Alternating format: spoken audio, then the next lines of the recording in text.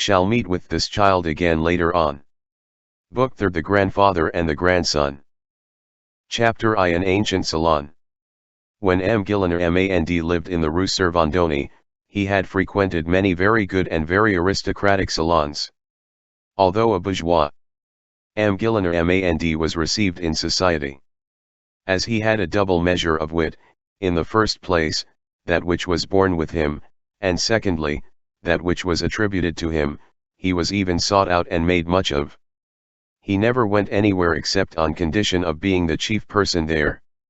There are people who will have influence at any price, and who will have other people busy themselves over them. When they cannot be oracles, they turn wags. M. Gillenormand was not of this nature. His domination in the Royalist salons which he frequented cost his self-respect nothing. He was an oracle everywhere. It had happened to him to hold his own against M. de Bonald, and even against M. Bengy-Puy-Vallée.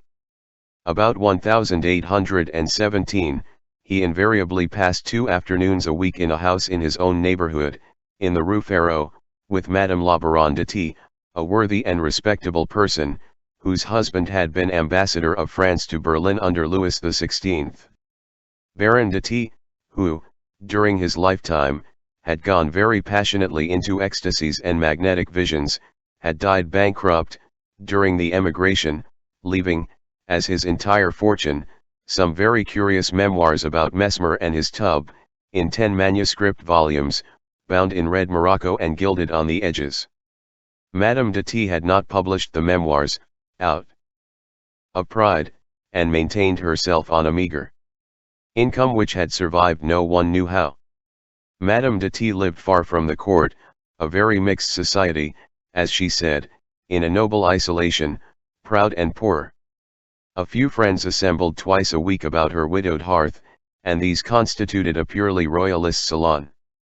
They sipped tea there, and uttered groans or cries of horror at the century, the charter, the Bonapartists, the prostitution of the blue ribbon, or the Jacobinism of Louis XVIII, according as the wind veered towards elegy or dithyrambs, and they spoke in low tones of the hopes which were presented by Monsieur, afterwards Charles X. The songs of the fish women, in which Napoleon was called Nicholas, were received there with transports of joy.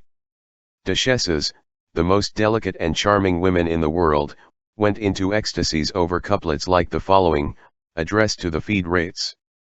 Refonces dans vos culottes. Elle bout de chemis qui vous pend. Chuon en dispatchu les patriotes. Ont arbori el drapeau blanc, 20.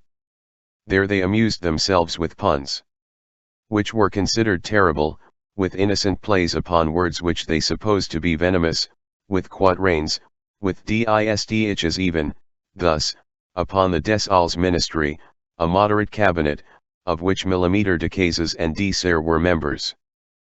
Pour raffermer le trône ébranle sur sa base. Il faut changer de sol, et de Serre et de Case. 21.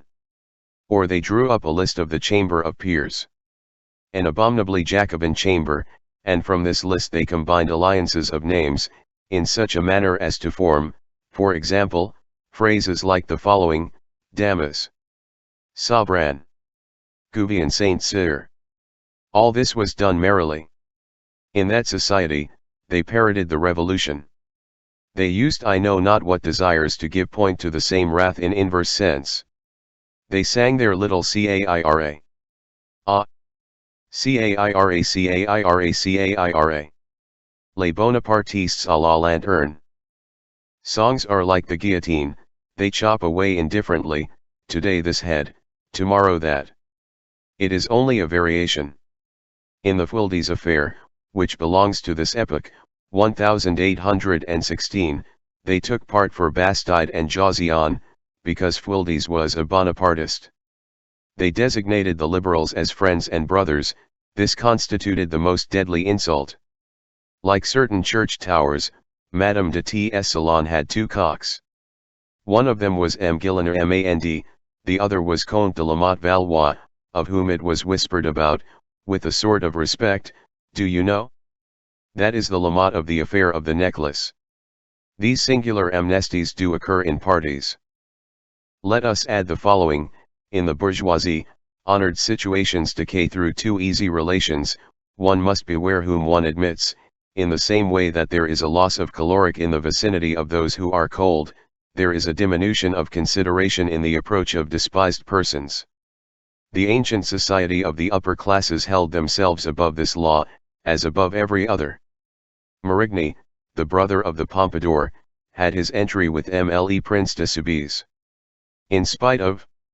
No, because Du Barry, the godfather of the Vaubernier, was very welcome at the house of MLE Marechal de Richelieu. This society is Olympus. Mercury and the Prince de Guimini are at home there. A thief is admitted there, provided he be a god.